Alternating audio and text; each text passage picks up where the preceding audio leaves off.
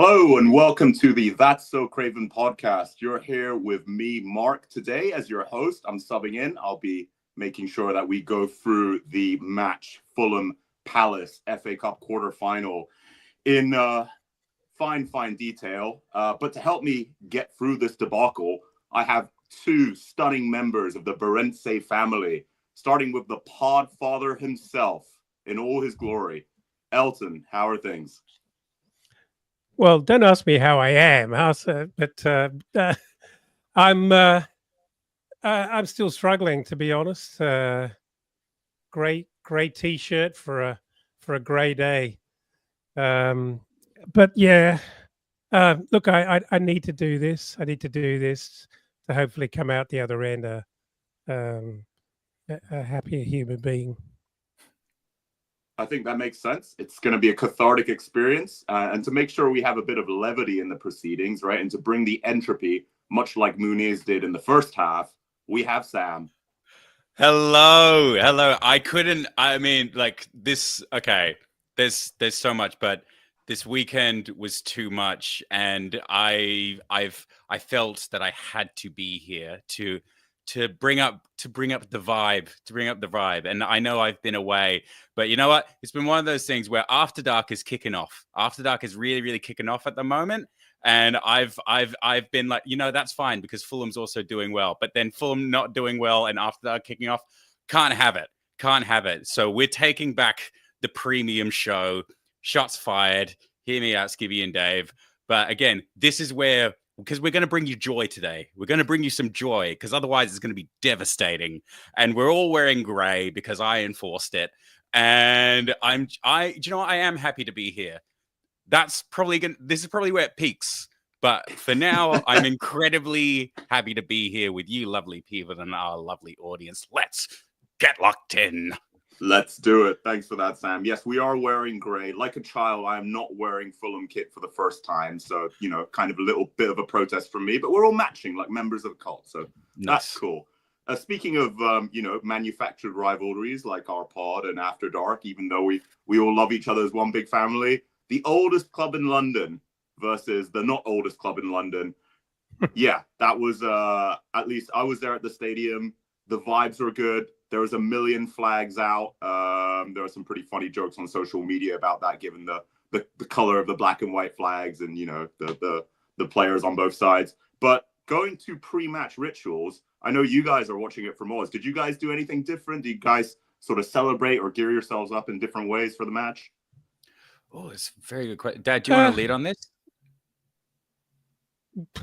Yeah, sure. But I don't have a very fancy answer. The answer is no.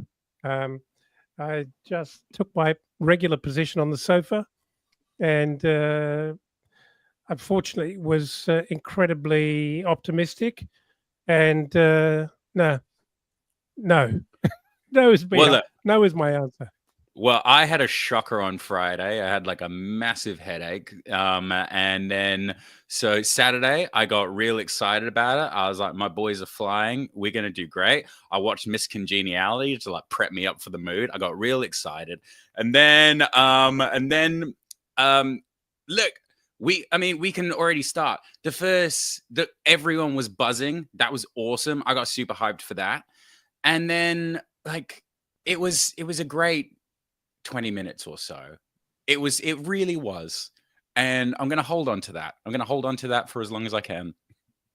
I mean, you're bang on. We got to talk about the first 20 minutes. I mean, even in the first 2 minutes, the Muniz chance. And I want to circle back to this later because there is some commonality and there's some things we can discuss there.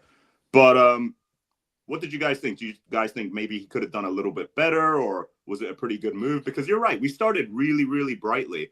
And what I liked about it, for those who maybe haven't quite seen the highlights yet, but Muniz gets a ball and he uses his strength. I think he shoves off Lacroix and then he dummies another center back. Is it Gahey? And he gets himself through on goal. But yeah, brilliant move. Love to see it. Love that individual bit of skill and aggression. But then he goes on the one-on-one against Henderson. Doesn't quite land it. But do you feel like perhaps he should have done it a little bit better, or laid it off? I don't know. Talk me through your thoughts on the movement. Look, I think fantastic opening effort, and it's exactly the kind of energy that I think we want to see from Muniz. That's what he brings. He did incredibly well to brush them aside. To be fair, Henderson actually had it covered.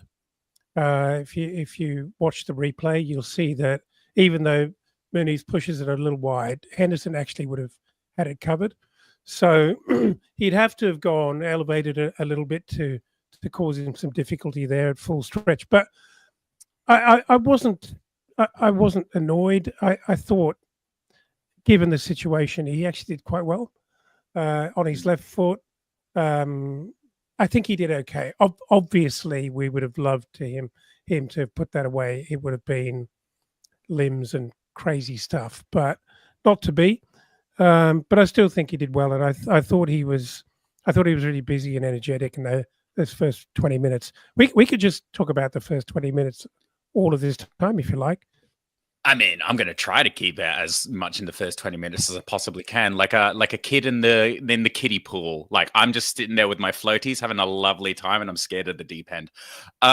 Look, for me, I'm not Kish, so I'm not going to come on here and explain things in a logical way. I think purely emotionally because that's how I like to watch football. And I love how Muniz was so up for it. And it was so wonderful to see him really grab the game in those initial moments. It really just set up a really wonderful idea that there was going to be goals flying all over the place, and it was going to be this really wonderfully contested contest. We had so much hope, didn't we? We had a lot of hope because it looked great. It looked picturesque, and it looked like it looked like I'm always a little bit where I'm not sure about you guys, but I'm really conditioned now to be wary when Muniz starts. I quite like Jimenez starting, and if anything, I was a little bit more inclined to want Jimenez to start, but I got sucked up in the romanticism of the Samba Whites because it was like a full Brazilian pack starting, and that was really singing to me, and I got sucked up in the marketing of that. Now, we can always look back on this as geniuses in hindsight, but for those initial kind of moments, I thought Muniz actually did really, really well.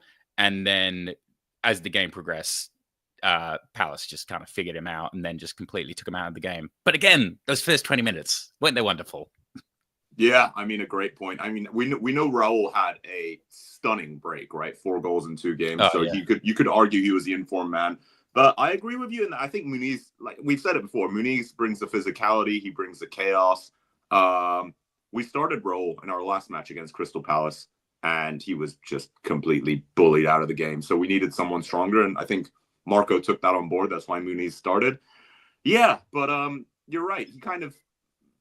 He struggled as the game went on, and I think that's pretty fair to say.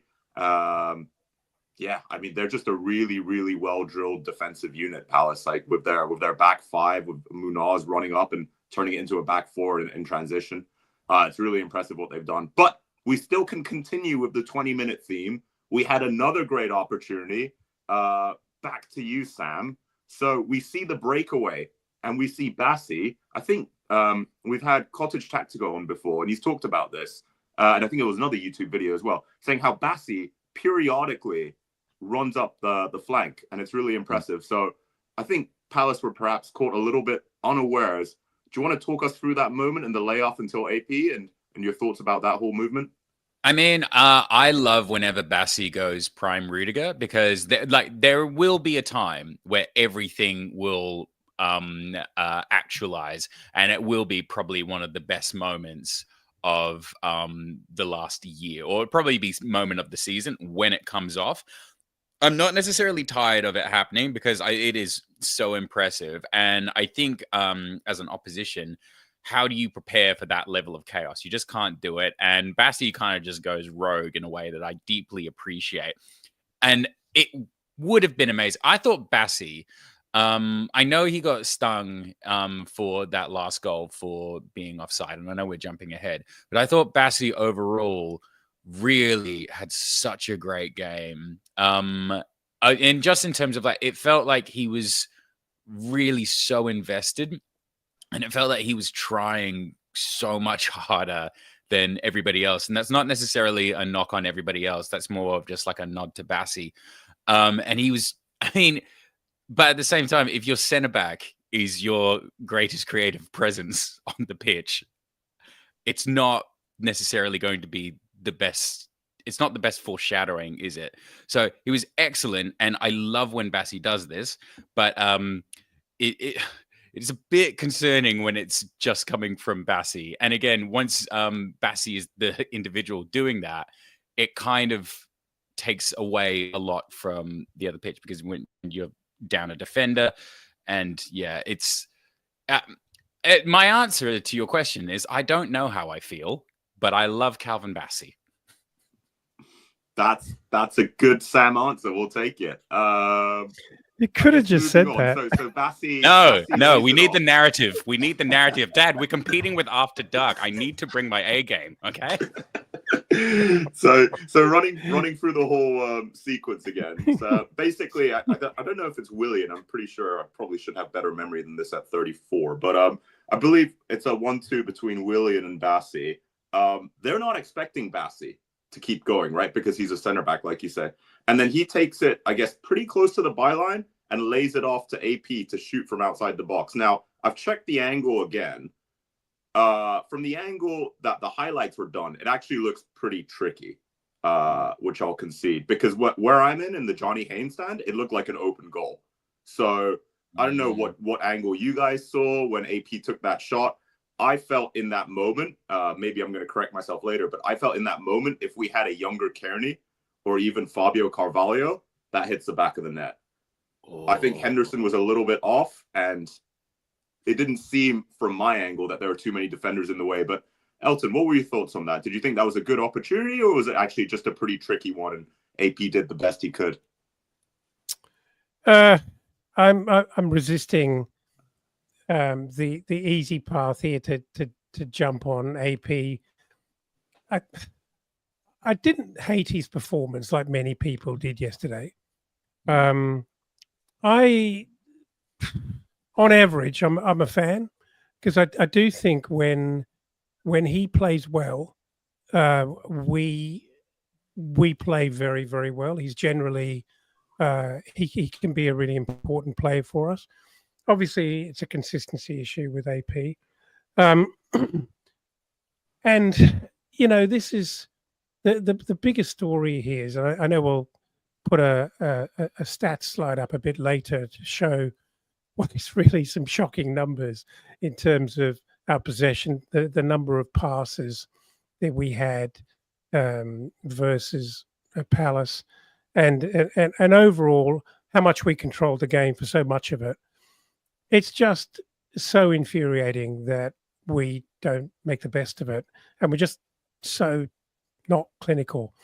You know, back to the previous point about Bassey, I love the fact that he's getting forward occasionally to threaten and really try his best to bust through, catch people or the opposition unawares, and actually have a shot on goal. But we cannot be banking on Calvin Bassey to score goals other than from set pieces and headers, right?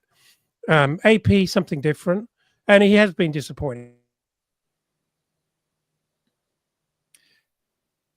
Did Dad say disappointing? Am I still here? Have I still lost everyone? You are still here, Sam. I'm still here. Temporarily lost Elton. He should be back in a second. I wasn't sure because you weren't speaking, and I thought I was in purgatory for a sec. So Andreas Pereira. Look, I like Andreas a lot. I love the way I think he's actually got a really commanding presence on the pitch. But I kind of agree with when you've got an open goal, he's not necessarily the guy, is he? Because he just hasn't scored enough. And okay. So yeah, it's just you and me. It's just you and me. Just us for now. It's cozy that way anyway. His end result just really isn't there. He's actually pretty good from open play. I find sometimes he's actually okay in a one-on-one. I mean, we've seen it against Arsenal, and we've seen him be able to take control of a game and just have random moments of brilliance. But yeah, yesterday, and it's kind of indicative of a deeper problem with Andreas. Sometimes he can be that commanding presence, but he's not necessarily there when you need him. I think he kind of struggles with grace under pressure. Yeah, that's a very fair point. I mean, I agree. He just doesn't seem very composed or consistent, right? Like we see the talent, but being great 1 out of every 3 games is just not what I think a lot of the fans want and what Marco is aspiring to achieve in the future.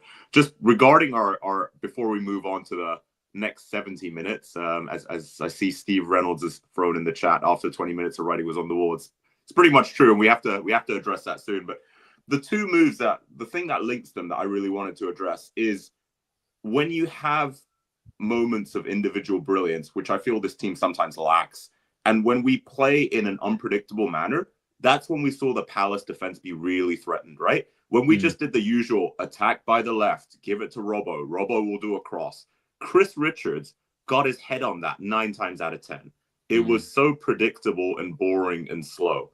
And I think it's worth reiterating.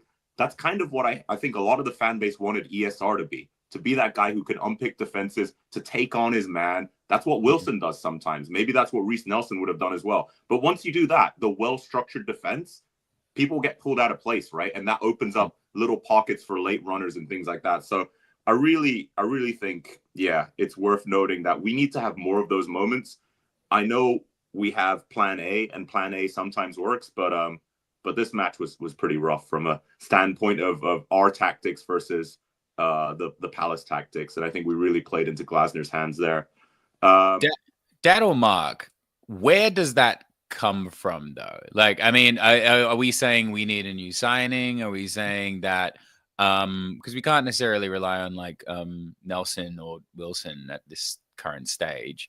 So I mean, I remember Dave was saying in our like little personal chat that Josh King could be an option. I'm kind of with I think the majority, where I don't really think he's there yet. He could be. I could be proven wrong, but I understand the argument of we need to have creativity and some bombastic energy, but where does that actualize? You know? Great point. I mean, I'll jump on very quickly. Hit. We have there's 2 ways I see it, and perhaps they're the same way in some people's eyes, but you can either take the player on and beat the structure that way, right? And create space that way, or you can have someone who can pick a pass.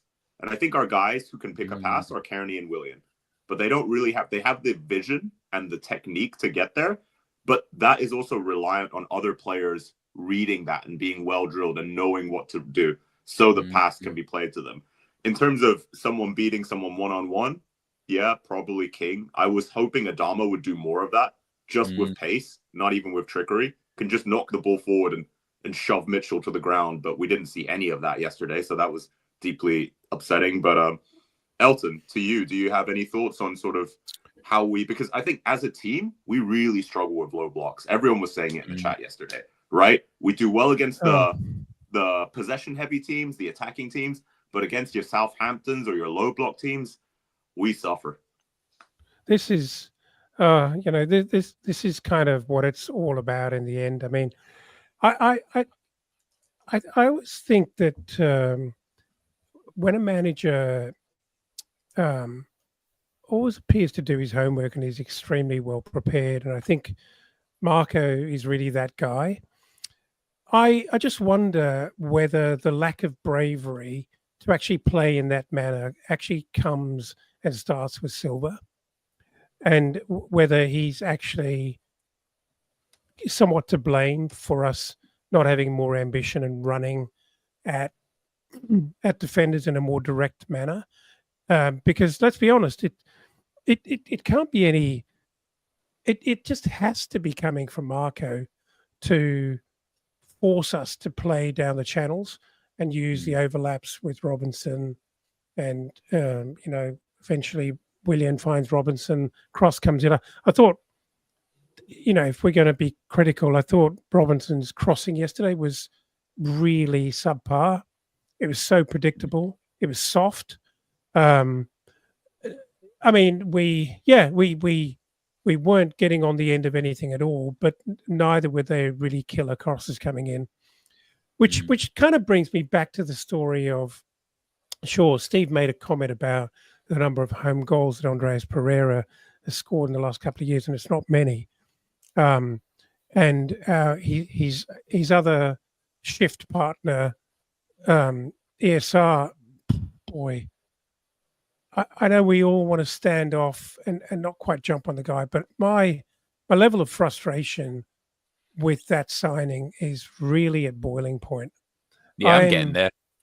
I'm so disappointed. I don't hate on the guy. I'm just so disappointed at what I think we were promised and what we can see from time to time, although those moments are pretty few and far between. But he's clearly a skillful footballer, but for so many reasons, he's way short of it at the moment. His performances are absolutely woeful. I mean, he had zero impact yesterday. And I appreciate that he came in off the bench, and that's not the easiest thing to do. And perhaps that's not his favorite way to participate in a game of football at all. But boy, we've got some real problems with that signing. It just isn't working. And, you know, in terms of the question about Josh King and whether he can play a role, I'm kind of frustrated that Marco doesn't seem to believe that Josh King can do something. I think we've seen enough. I really do. I think he's shown in the few little cameos that he's had that he can absolutely do it at this level. He's aggressive, he's direct, he's skillful, he's quick. He's got an inbuilt desire to chase down that second ball and win it.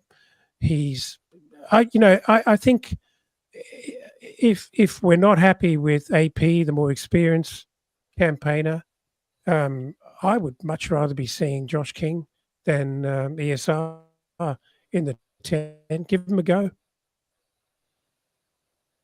Interesting. I kind of have a question. I think I have a question. I kind of cooked there and then I forgot halfway through, but I think I've got it again.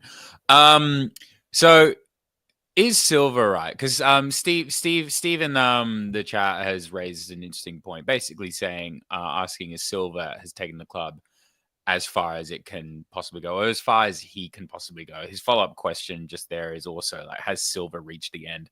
Which I think is actually a fair question. And it kind of comes down to what we're actually talking about, because I think the folly of when you are a manager that relies on a system, which I argue Silva is, and he actually buys players to facilitate within that system, as opposed to a manager that nurtures individual talent. I think you can potentially run at a loss once you get to a certain point, which is kind of what we're approaching now, where everyone is kind of locked into the fact that we attack through the left side. It's pretty easy to take out our strikers in the game, and they've seemed to have worked out Anderson and Bassi as well. And they know that if you can, it's pretty easy to actually pick apart our midfield as well. It's a really interesting question to both of you guys. Are we approaching the point where we might have to stop saying Marco Silva is a genius? Because I feel like he is. But I think we probably need more, because we probably need individuals that can actually carry us over. Because I think that's the only way you can actually transcend to the next level.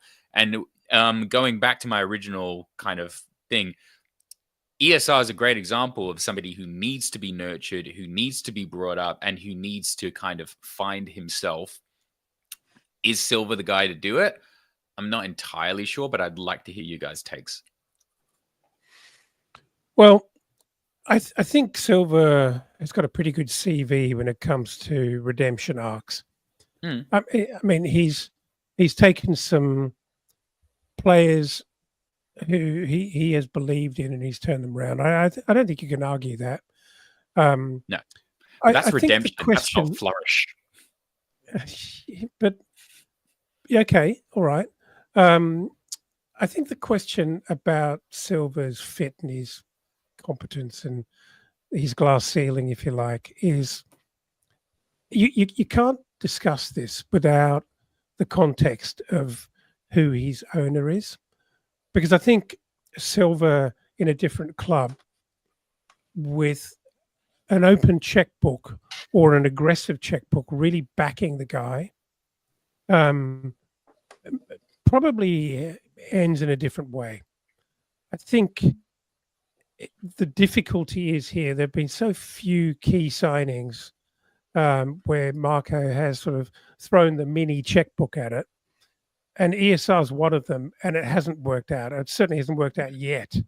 So it's very easy to scrutinise, but the sample size is small because how many big signings has Silva actually landed for us to be talking about?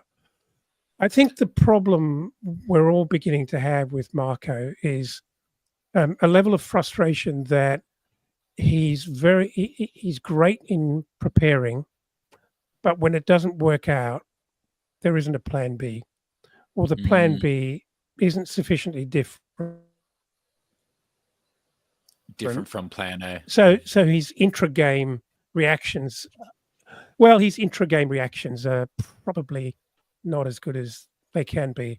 We see that in many ways. We see it in late substitutions, occasionally uninspiring or substitutions that lack bravery.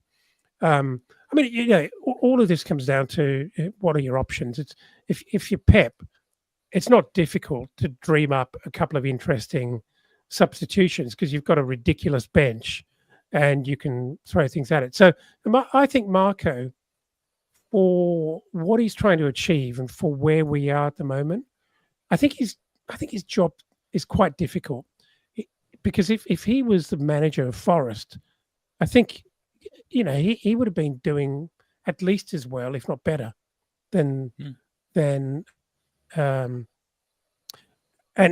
similarly, should he walk down the road to somewhere like Spurs, as woeful as they're doing right now, with the talent they've got, I think he'd probably be performing better. So I guess what I'm saying is that I think, sure, there are some potential shortcomings, but I think there are many, many, many managers that would struggle with the confinement of what it is to be a current Fulham manager.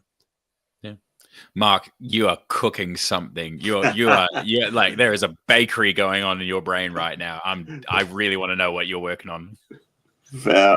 Well said, Sam. Well said. Thank you. Elton's pretty much said it all. Yes, we have frustrations with Silva. Yes, he seems to be a plan A and then do plan A better kind of manager.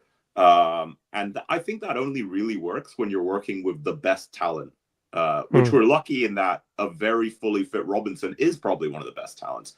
But it's so difficult to execute a plan that your opposition knows about and still succeed, right? And that's pretty much what Glasner did. Yeah, he's like, okay, we did this last time. Silva's probably going to attack through the left again. We'll just congest the left, and then here we are.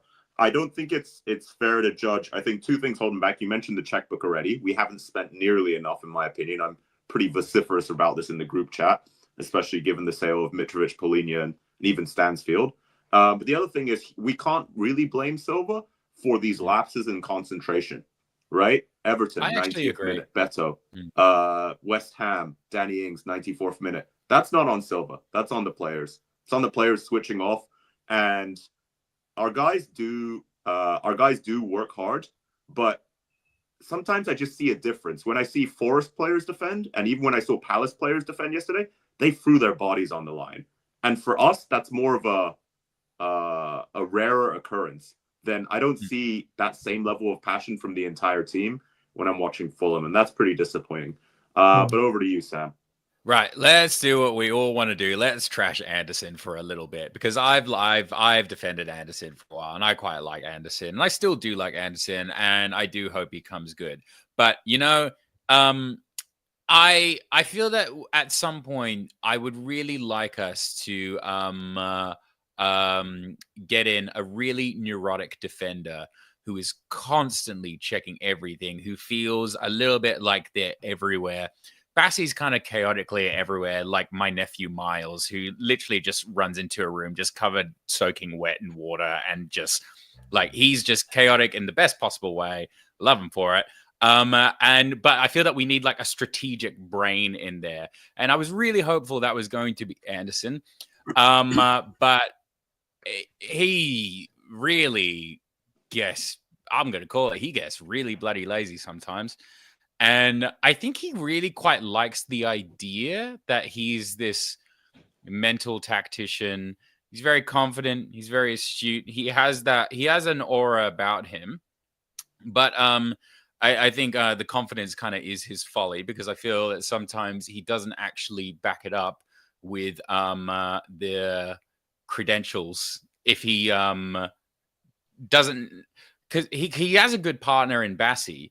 But I feel that he also needs somebody who is equally tactically strong. And then I don't really know the partner that he needs, but I almost feel that Bassey needs the tree again that is Diop, because I don't really know what Anderson's doing aside from like putting in some pretty decent crossing. And I actually do rate him as a passer, and I do rate him as a long ball specialist.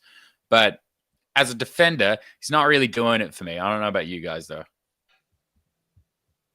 I've got plenty to say, Mark. Carry on. Well, we do have to get back to the game eventually. No, we don't. We do whatever we want. This is our show, Mark. 30 seconds on Anderson. I think that's a Silva choice. I think Silva likes the confidence, maybe misplaced, maybe overconfidence. He likes that. He likes the passing ability. We saw that with Tim Ream as well, right? We had Tosin and Tosin kind of did it a little bit, but Tim was able to deploy those passes, and Anderson brings the cross-field approach, which we really should have used with Traore yesterday, but we didn't do that. But I completely get it, and I think if we're being very, very fair and very honest, as an opposition manager, who do I want to attack? Do I want to attack Bassey and Robinson, or do I want to attack Castagna and Anderson? It's pretty clear if you know our back four well, who you would go for, or which side you would go for, depending on the attacking players you have at your disposal as well. But I agree. I think he's for what we paid for his fee. It's a bit of an out there opinion, but I wouldn't be appalled if we let him go to if Juventus put in a bid like they were rumored to do earlier in January. I'm pretty okay to let him go for flat if we can find a good backup, which we should be able to. He used to be a shit stirrer as well. Like we always used to joke, he's Prince Charming from Shrek 2. He looks beautiful, but at the end he's just doing malicious things all the time, and he's getting away with it because he's got really nice hair. And he used to be really filthy when he was at Palace, and he seems to have kind of lost that. And without that, he's really not providing much, in my opinion. Dad, you have the floor. I think this is all bullshit. I hear actually a lot of this noise on the Discord, on X, people jumping on Anderson. Yeah, you could argue that he made a mistake yesterday, which arguably led to a goal. But I actually think Mark made a very, very salient point here, in that not to dump on Tim Castagna, because he's really done a wonderful job for us. Without any backup at all. He's had a really difficult season, but he is not our best. He's not the best right back at the club. No. And we saw it a few times. Anderson alongside Kenny Tete is pretty spicy. It's pretty tasty. And I think it actually works very, very well. And we just haven't had the benefit of that all season.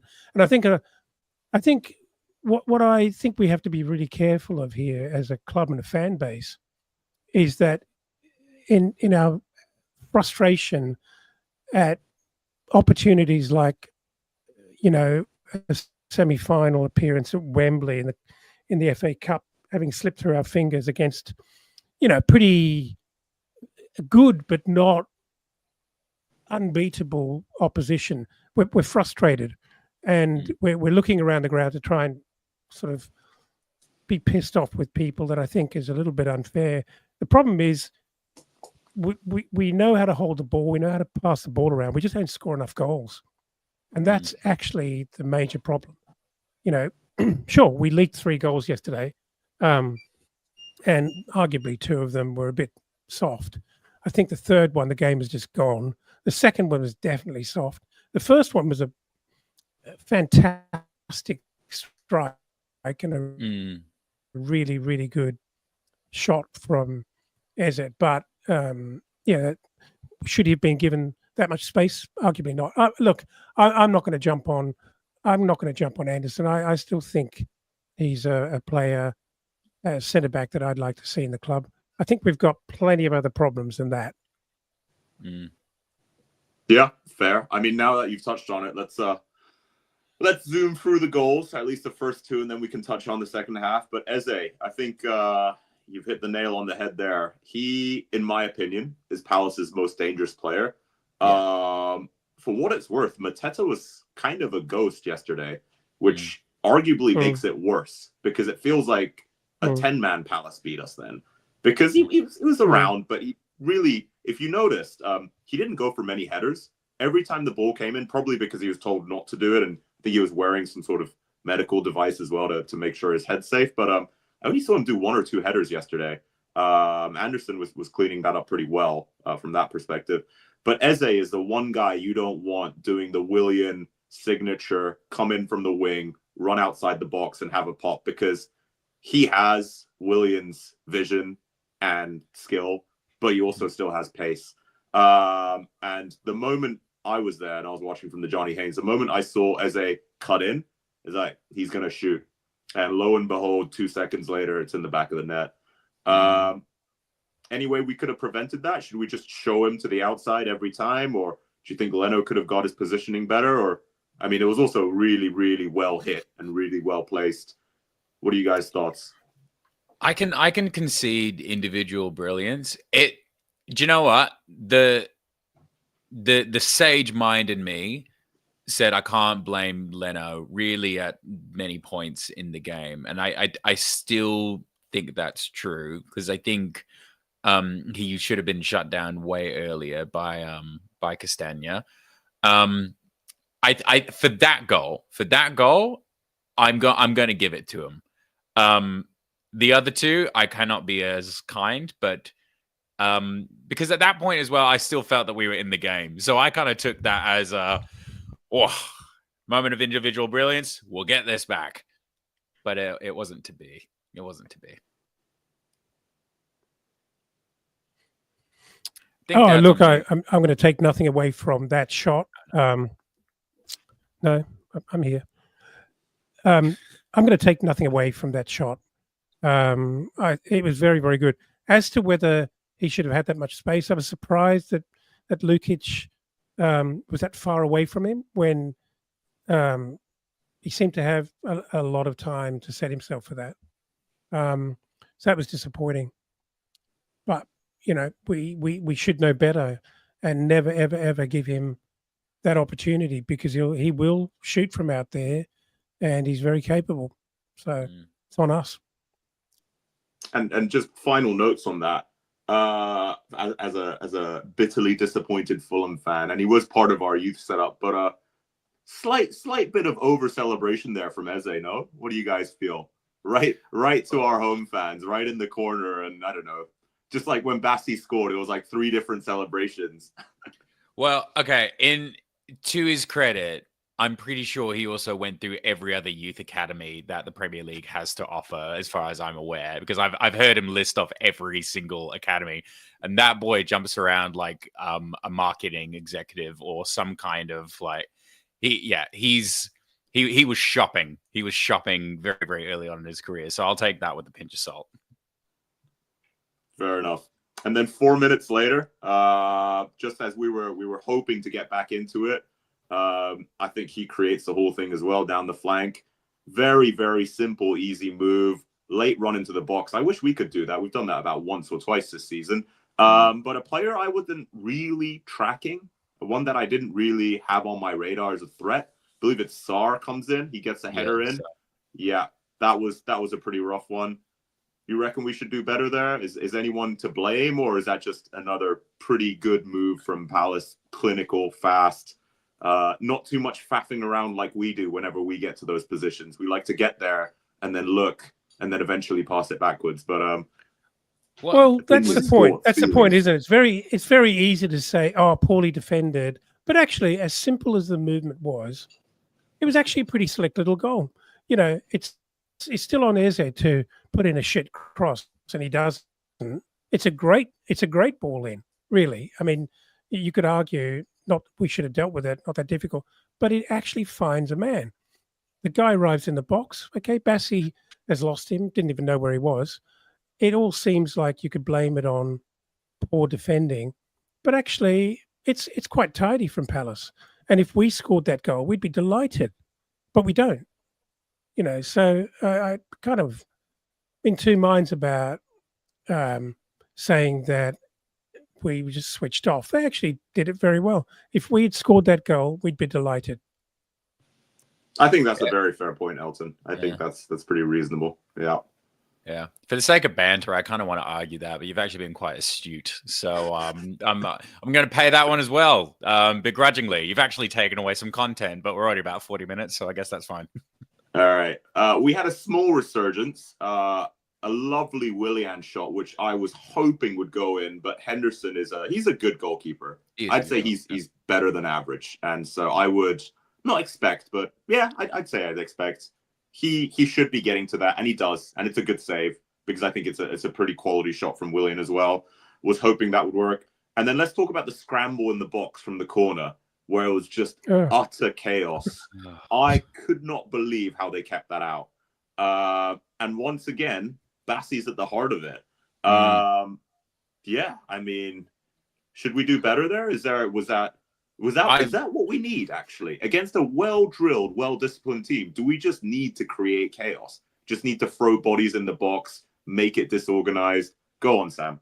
I 100% agree with that. I 100% agree. Because I see it this way. I'm really into economics at the moment. I'm into my economics books, and I've already wasted Dad's time talking about this in private conversations. But I'm going to bring it to the wider masses. The thing that I love about economics is economics teaches you that you can look at previous data and you can make an informed judgment, but you can't actually predict anything that's going to happen. Now, if you're looking at previous data and then you just present with chaos that no one else was expecting, you kind of can ruffle some feathers, and then you can actually start to, in this scenario, play a really, really interesting game. I wish we did that because we played exactly like we thought that we should, and we didn't flourish in any way. We didn't make any risks aside from Bassi, bless him. Bassi, we can always rely on Bassi to just do something insane. And Pauline used to do stuff like that as well. But I would just, and sometimes we get it from Jimenez, even though it's way more frustrating, but sometimes we get it. And we need so much more of that across the park. Because in games like this, where the system isn't working, you have to just go for broke. And when we go for broke, it's pretty woeful. Yeah. One thing I really like about Bassi as well, Mitro had this. This is not a hugely, insightful point. Is he's so damn strong. There's one point where he just muscles Sarr off the ball, and then Sarr kind of piteously looks at the ref and raises his hand, and the ref's just like, play on. He did that with Romero as well, right? That strength, I think, is so useful inside the box. You can just body someone, and it's so long as you get the ball, you got the ball, right? You just out-muscled them. So we need more 100%. Of that. Yeah, back to your point again, Mark, really, really good point that, if you can't pick your way through, if you're not brave enough, if you don't have the confidence to run at the box and, draw players out of position and somehow make your way through, why not just flood the box with a lot of bodies and put the ball in there, smash the ball in there and see what happens? And I think, unfortunately, what happened with Bassi on the floor is it just didn't come off. He, it nearly came off. In another world, another universe, that comes off absolutely because he's literally about a meter away from the goal line, and with every opportunity. but still, just a fortunate limb, even off a knee or a shin, sends that in, right? It's just unlucky, but if you can't break them down, why not go for a bit of chaos to really dishevel their very organized and disciplined defending? I think that would have been a huge turning point had it been pulled off. I think it would have really rattled them severely. But alas, was not the case. Let's speed through the third goal. Eddie Nketiah comes on. He's the one they got from Arsenal. Congrats. They paid a big fee for him as well. He's actually been doing all right at Palace. I haven't really been keeping that many tabs on him, but he's started putting it in the back of the net for them. Once again, pretty smooth move. Seemed to hit us on the break.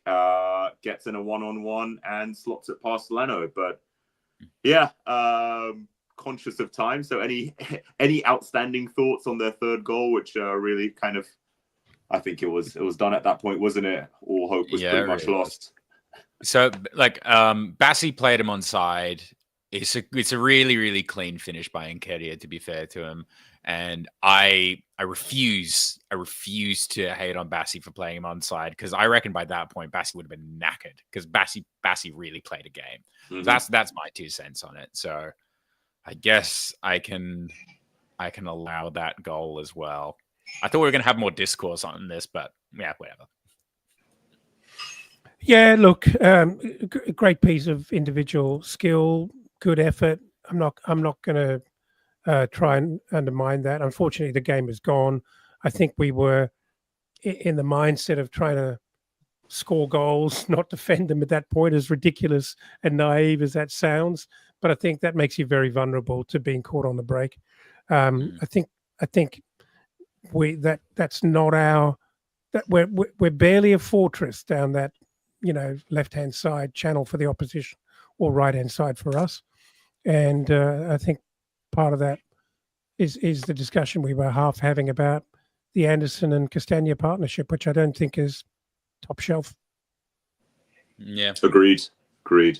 I guess let's move on to the stats. We can touch on that briefly before we jump on our Arsenal preview. But yeah, I think once they come up, you're going to find that we had a stunning 71% possession. Didn't seem to do a whole lot with it. So yeah, that was pretty painful, to Crystal Palace's 29%. One stat that I did look up, which was pretty interesting, was the XG. The XG was actually 1.9 for Fulham versus 2.4 for Palace. So Palace did, they should have scored more, which they did. But the 1.9 for Fulham was quite interesting. So it shows that, like, as we seemed quite wasteful, but we did have opportunities. And I need to look this up further, given the season we've had. But I feel like our team does underperform XG, whereas previous seasons we might have overperformed. So we're scoring a lot less than we should be scoring, which has got to be deeply frustrating for Silva and the data team behind Fulham. But yeah, we have the other stats on there now: 16 shots versus 8. However, 6 on target for Palace. So they were shooting them where they need to shoot them versus 3 for us. A whole bunch of passes from us, over 600 passes, that compared to the 263 of Palace. Fouls. This is. I feel this is relevant, so I want to touch on this a little bit. I thought Palace used their fouls so well. The few times we broke through, one that I remember clearly, Richards just takes a yellow immediately. Does Muniz from behind. Same with Wharton, maybe very, very early on. And Wharton is a whole nother talking point. Did a lot of fouls. Apparently there was a kick out as well. What did you guys think? Maybe not just on Wharton, but on overall the refereeing performance. We don't need to go into it too much, but and I thought Palace were clever with their tactical fouls. But did you feel the same, or should we be doing that more? Thoughts, opinions, feelings?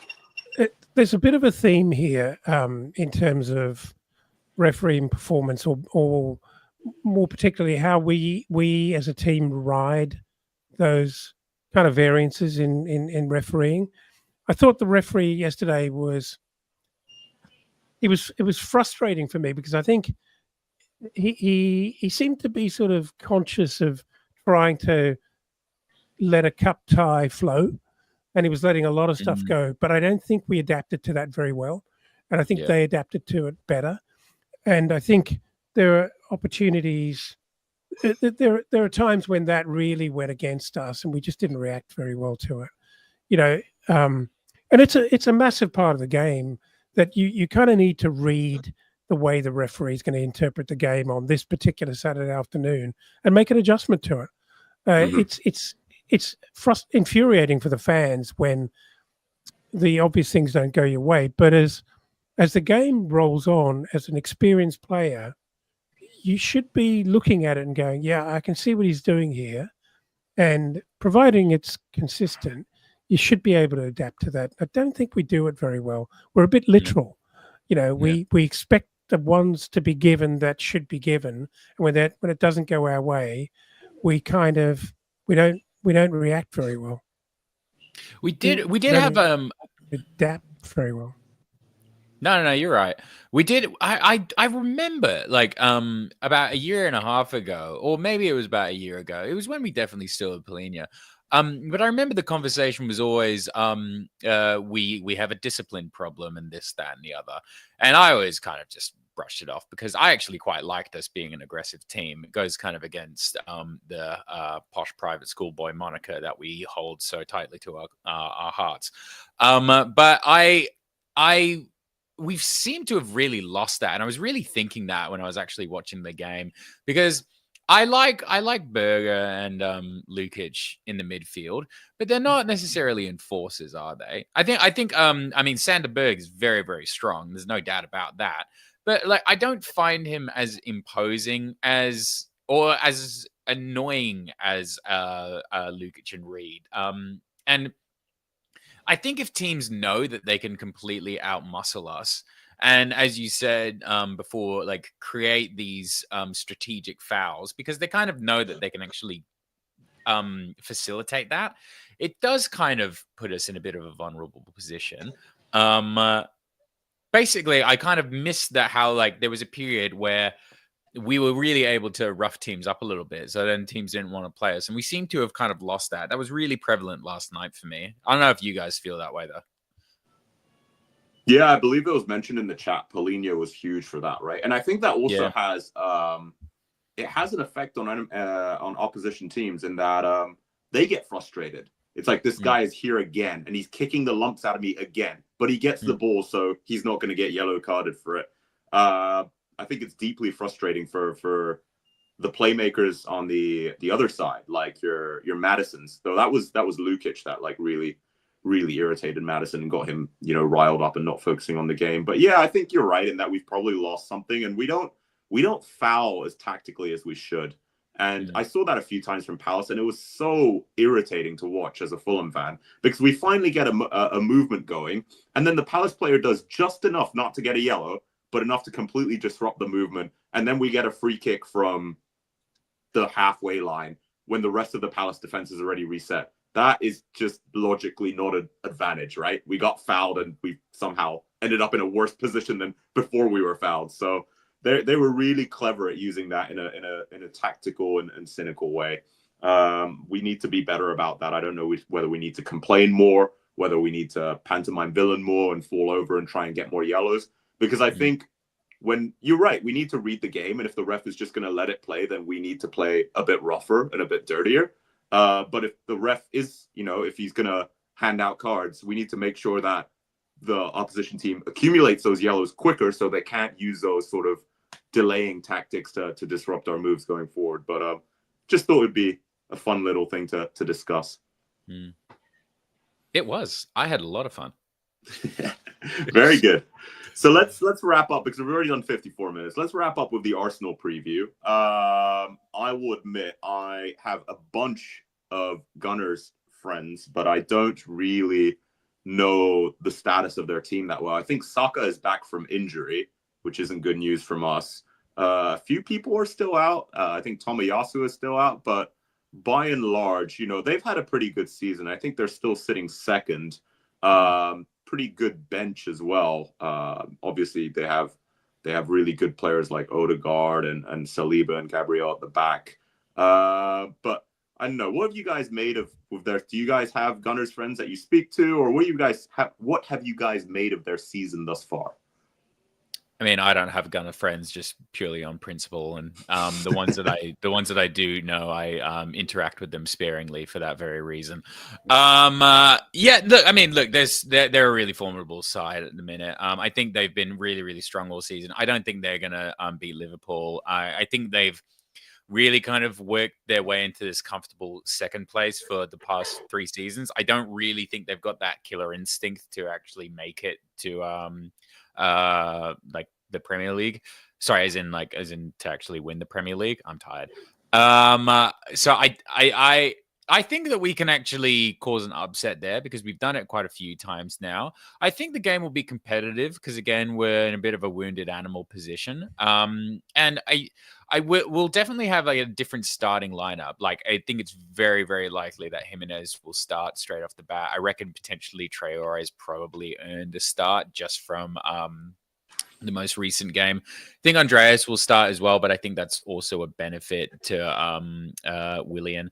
I think it could be an interesting game. I don't think it's going to be a complete write-off. I actually think that we're going to be in it. But yeah, I don't necessarily fear this game at all. I think it's definitely going to be an interesting one. Can't really call it now, but I don't worry, if that makes sense. Maybe that's misplaced, but I don't worry.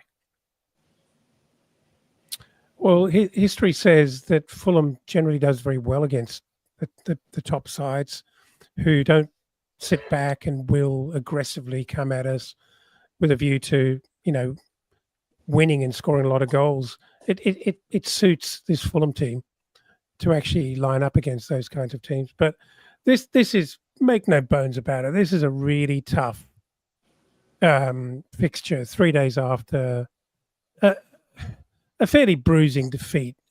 You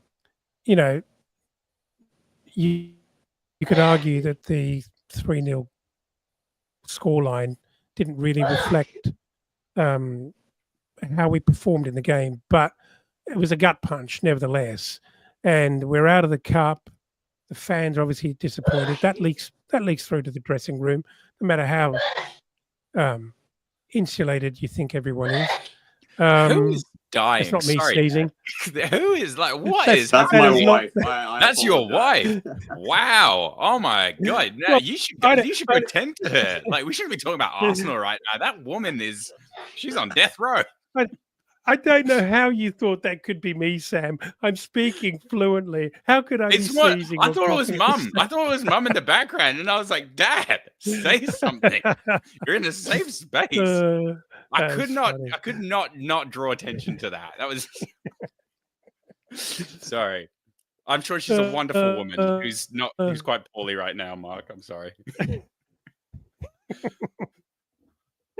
She's still going, which is the best bit. So this is going to be really this is going to be really difficult. I think for all the tired legs in the Fulham camp, and I count Alex Iwobi in there, by the way, as well. We haven't touched on him, so fair. but I thought he's looking weary in the mind, in the legs. I'm not going to dump on him because he's been an incredible player for us this year, but he has dropped off a lot. Castagna, I mean, I feel sorry for the guy, and to turn out for a really tough game 3 days later, this is a very, very tough affair for us Tuesday. I mean, I think you're right, and they're going to target that side, aren't they? Just like all the teams have done this season. And I think you're also right about Iwobi. Still plenty of credit in the bank, but yeah, just recently he's been off the boil, inconsistent, and I don't blame him. I'm not going to go back into the January thing because that's my favorite thing to gripe about. But really, we should have better cover for him. We should be able to take our starting wingers and at least give them a week off or even 2 weeks off to recover, to play substitute roles, and then to come back fresh. Right now, I think there's a lot of pressure on several elements of our starting 11 because there is no good backup. And you're right in that I don't think Willian will start. I think he's going to get torn a new one by a fresh Arsenal 11. if he starts. So he needs to be coming on as a sub. But I guess we'll wrap up with predictions. I'll kick it back to you, Sam. What do you reckon?